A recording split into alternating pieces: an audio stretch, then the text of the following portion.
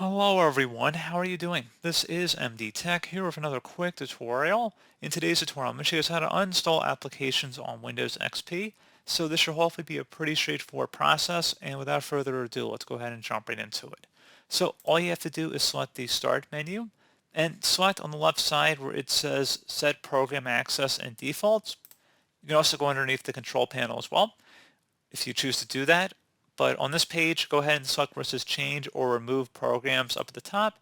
Select whatever program you want to remove here, and then you would select the remove button, and you just would follow along with whatever on-screen prompts for that particular installation utility. And that's pretty much it. So pretty straightforward process here, guys. Do hope I was able to help you out, and I do look forward to catching you all in the next tutorial. Goodbye.